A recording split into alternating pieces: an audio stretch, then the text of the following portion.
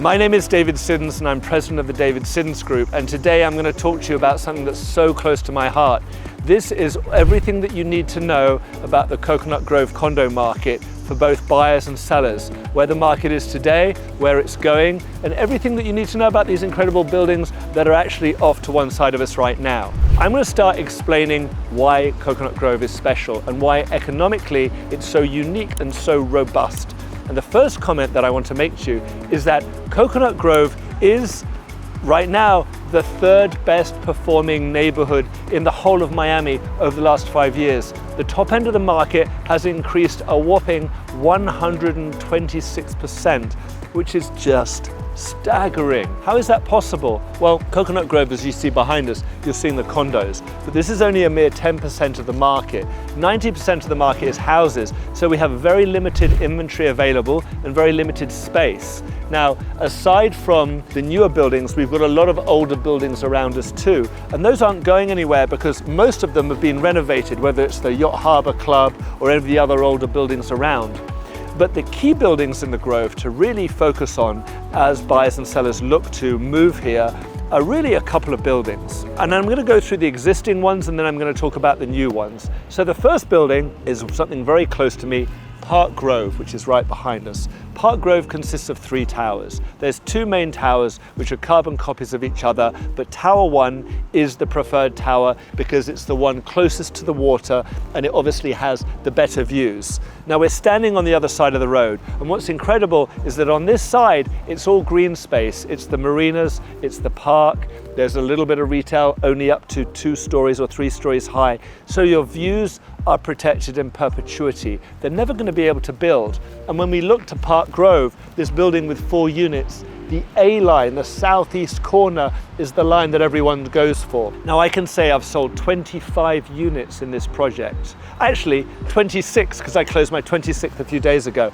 And the numbers have been incredible. The record right now sits on this southeast corner A line, which is currently running about $3,350 a square foot. That is a record. Keep that number in mind because it's going to become relevant when we talk about the new building coming up next to it, which is the Four Seasons.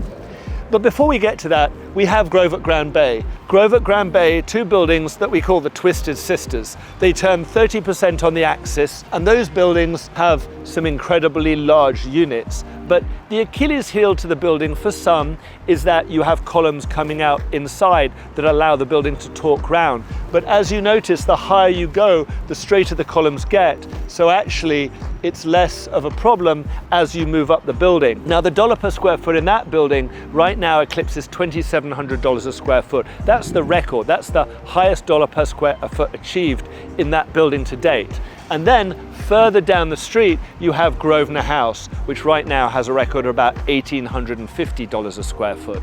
So those are the big 3 buildings right now. Park Grove, record at $3,350 a square foot. Grove at Grand Bay, which is running at, as I said, around $2,800 a square foot. And then Grovenor House at the end, which is running about $1,850 a square foot. Now those are the top numbers. And those aren't particularly high compared to, say, Miami Beach, where you'll see $3,500 a square foot. But the neighborhood is exceptional. I've lived here for nearly 20 years, and what I said to a number of press, including the Wall Street Journal last week, was Coconut Grove is organic. It's the most organic neighborhood you can be in. It's walkable. It has the best schools in the state. It has incredible shopping, and the walkability is unlike any other neighborhood.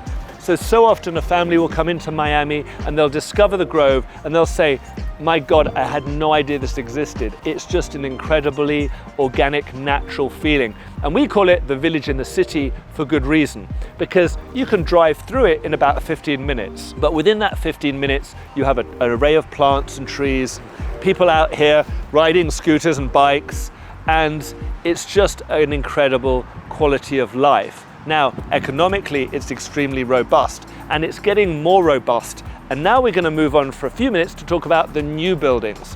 Now, if you're looking at new construction, there's 3 buildings to really talk about. And actually there's a 4th one coming, which I can't say much about, but I'll give you a little snippet at the end. And then if you want to know more, you give me a call. The first building, the first new building, is the new Four Seasons building, which right now is this building right behind us, which was the Kaufman Rossi commercial office building. And that building is going to come down and it's going to be replaced by the Four Seasons. Now their numbers are higher. Those numbers are setting records in the market, somewhere between $3,500 and $4,000 a square foot. There's a few units under that. In terms of comparing it to what's out there in the market, it's definitely setting a new standard, a new price point. Whether you agree with it or not, that's a different conversation. But I do believe it's important to understand the lines very, very intimately, because this is not a building by building conversation. This is a line by line conversation. And that's been seen with Park Grove, when the A line will supersede the value of a D line by 25 or 30%, and Tower 2 will run behind Tower 1 in prices by as much as 25%. So it's important to pay notice of the line. And the new Four Seasons building, there's 4 lines, 01, 02, 03, 04. If you'd like information about that, give me a call. The second building I'm going to talk about is the Mr. C building, and there's 2 towers and they're coming online in May. That's when we're going to see the first TCOs, and we see a number of resales coming out in the market. Now, that's going to do very well on resales as well, because that in itself is a very popular building, and there's a lot of 2 bedrooms which are in extremely short supply in the market. If you go out looking for 2-bedroom apartments right now, let's say around the $2,000 a square foot market, it's actually quite hard to find them. So I think that building's going to do well with some resales. Again, look at the lines. There's the 01 and the 02 at the front of the building, which are the bigger units, the 05 that I really like on the side of the building, which is the smaller 2 bedrooms, and then obviously you've got the tower, Bayshore and Tiger Tower.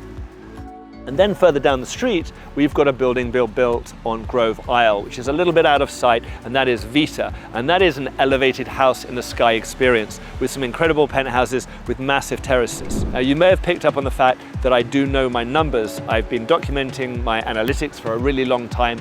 I take pride in it, but most importantly, I know the product because it's very specific. And if you look at these figures, it's good to understand how is the market doing today. And this is my final takeaway in this little piece about the Coconut Grove condo market and what you need to know. The market's robust. We don't have a lot of inventory. It's still around 6 months, which is very, very good because very few people are selling. So we do suffer, as we are in the condo market, like the housing market, the real estate paradox. And watch my videos on that when I interview with Eli Braha and we look at the economics of the Miami market, where we have this phenomenon where sellers don't need to sell, buyers don't need to buy, and sometimes there's a bit of conflict there. But in Coconut Grove, very few people are leaving. So it's very hard to sometimes get a seller to really want to sell. But when they do, my goodness, you can hit some new numbers. Unlike other markets, the market's still very, very strong. So don't think you're going to start vulturing a deal.